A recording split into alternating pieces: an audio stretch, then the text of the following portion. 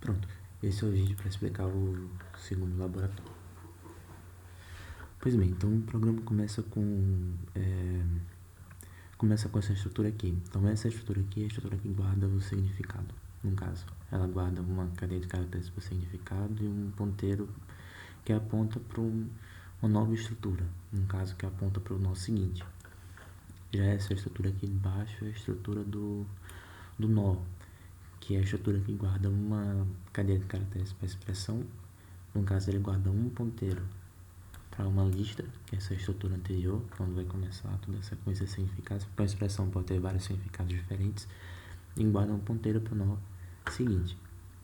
Essa aqui é a função de dispersão. Então, a função de dispersão pega uma expressão, no caso armazenada em CAD, pega o min, que no caso é o tamanho do vetor da hash table, e através da função de dispersão, que é essa função aqui, ele calcula a posição que aquela expressão tem que estar no vetor.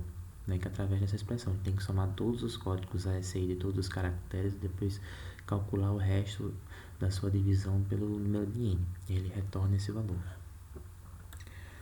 Essa função aqui é a função para achar um nó. Ela pega uma expressão específica, está armazenada aqui em expressão, ela vai descobrir em que nó aquela expressão tem que estar. Não, em primeiro lugar, a primeira coisa que ela calcula é esse valorzinho de K, que vai me indicar em que posição K do vetor da hash table a expressão tem que estar. Certo? Se o v de K ainda não for inicializado, ou seja, se o ponteiro guardado na hash table está apontando para o null, ele retorna o null. É isso que essa parte da função faz. Agora, se o v de K já foi inicializado, essa função aqui ela verifica se já existe. Se naquela posição v de K já existe um nó com aquela expressão, ele retorna o nó anterior ao nó que tem aquela expressão. Se em v de K não existe aquela expressão, ele retorna um nó que aponta que é aterrado, né? Ele retorna o nó que vai apontar para o null. A função achar significado funciona de um jeito parecido. Você vai pegar um significado e você vai tentar procurar esse significado na lista de significados de um determinado nó. Né? Porque a gente sabe que a estrutura que a gente está chamando de node, ela tem uma expressão, ela tem um ponteiro, uma lista linear de significados. Aí a função achar significado é procurar onde é que está esse significado. Né? Num caso, se esse significado existe na expressão, ele retorna L, que é o ponteiro anterior ao nó que tem o significado. Então ele vai retornar sempre ele vai retornar um nó anterior ao nó que guarda o significado. Se o significado não existe, ele retorna L, que é o último ponteiro da lista que aponta para o null.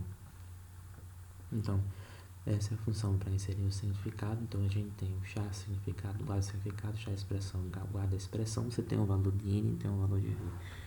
Então, o que vai acontecer é que a primeira coisa que a gente faz é justamente calcular o k, né, que é saber, eu vou ter que inserir um significado, então eu tenho que saber em que posição do meu vetor vai estar a minha expressão.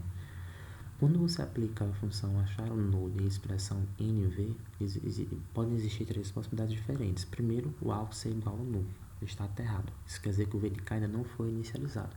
Então eu aloco um ponteiro por v de k que vai ser o nó líder, e no nó posterior ao nó líder eu coloco o significado, depois eu faço ele apontar para null, faço a cópia, né, coloco a expressão em vk, a próxima expressão, e aí vai.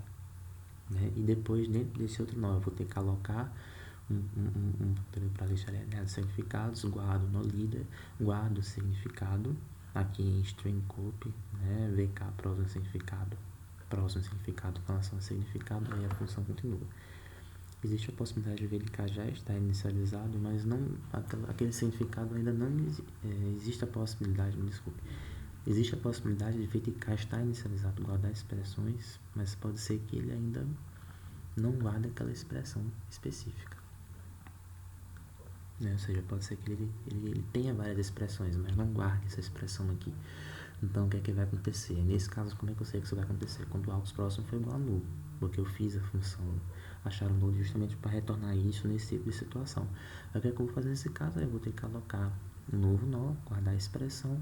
Nesse novo nó, eu vou ter que alocar um nó para o significado e guardar o significado. Simples. Se nenhum desses dois casos ocorrer, é porque o VK já está inicializado e a expressão já existe. Então, nesse caso, eu não vou ter que colocar um novo nó para a expressão, né? E nesse caso, o que é que eu vou ter que fazer? Eu vou ter que usar a função achar significado justamente para ver em que localização o meu significado vai ter que estar naquela expressão. Se ele depois de aplicar a função achar significado, ela retorna L. Se L próximo for diferente de nulo, quer dizer que aquele significado já existe, a função não faz nada, né? Caso contrário, você tem que colocar um novo nó para guardar o significado, que é isso que esse resto aqui da função, onde está apontando aqui o meu cursor, está fazendo. Então, essa função ela serve para consultar. Eu tenho uma expressão, eu vou consultar aquela expressão, ou seja, eu vou escrever todos os significados que ela tem. Nesse caso aqui, a expressão ela não existe no dicionário. Quando o meu AUX, que foi o resultado da aplicação da função achar nulo em cima da expressão do BNV, ou ele apontando para nulo, o próximo aponta para o nulo. A expressão não existe, a função não faz nada, né? Caso contrário, o que é que eu fiz? Caso contrário, eu fiz um loop para escrever todos os significados daquela expressão, certo? Já a função eliminar a expressão, como é que eu vou conseguir? Em primeiro lugar, eu vou identificar em que nó tem que estar aquela expressão. É lógico que se a expressão não existe, a função não faz nada. É isso que essa linha aqui faz. Se a função retornar nulo, ou se o nó que ela retorna, o próximo, o AUX próximo for igual a nulo, retorna porque a expressão não existe. Certo? Agora, se a expressão existe, o que é que eu vou ter que fazer? Não adianta só desalocar o nó que tem a expressão. Eu tenho que desalocar todos os nós com significados. Eu vou ter que fazer isso aqui, ó, exatamente. Eu vou ter que desalocar toda a lista linear com significados. Aí depois que eu desaloco toda a lista linear, aí sim eu posso aplicar o free auxiliar. Aí eu posso fazer todo o processo aqui para eliminar, para desalocar aquele nó com um significado, ou que tem aquela expressão. Bom, a função eliminar significado funciona de um jeito parecido com a função eliminar a expressão aqui em cima. Se a expressão não existe, o significado também não existe, lógico, então a função não faz nada. Então isso aqui já checa, porque se a expressão não existir, eu não tenho como eliminar o significado de uma expressão que não existe. Agora, se a expressão existir, pode ser que... Aí o que é que vai acontecer? Eu vou aplicar a função achar significado para descobrir em que posição aquele significado tem que estar. Se a minha função indicar que o significado ele não existe, a função não faz nada. Deixa eu colocar um return aqui, porque a função não tem que fazer nada. Se nenhuma dessas duas coisas acontecerem, é porque a expressão existe, o significado existe, aí eu tenho que desalocar, aí eu tenho que eliminar, né?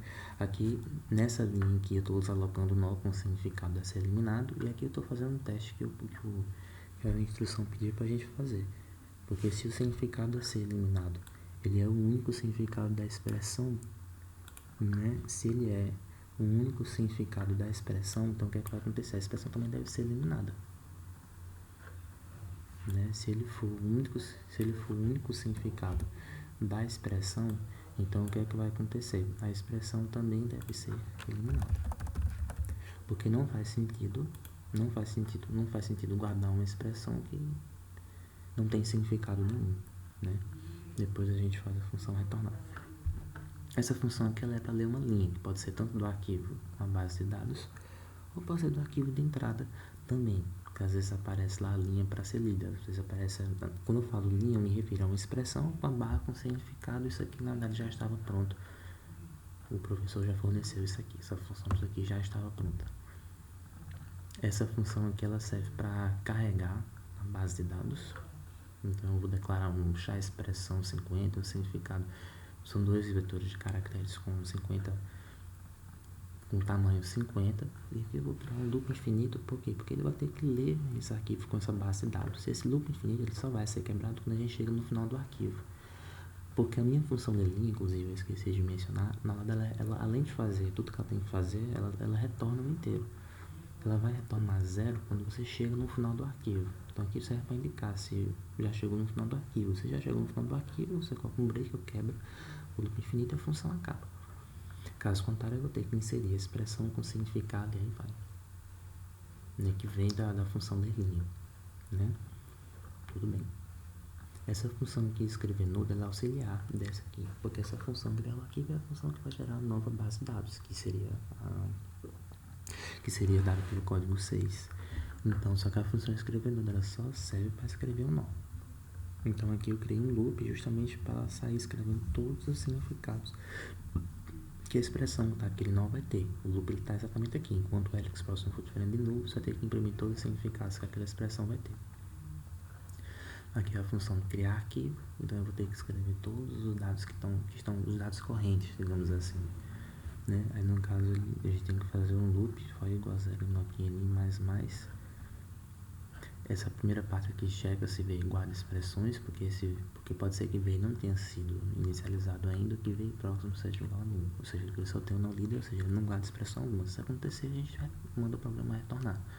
O programa não faz nada. Agora, se isso aqui não acontecer, isso aqui é um loop que serve para escrever todos os significados, todas as expressões que são guardadas naquela posição.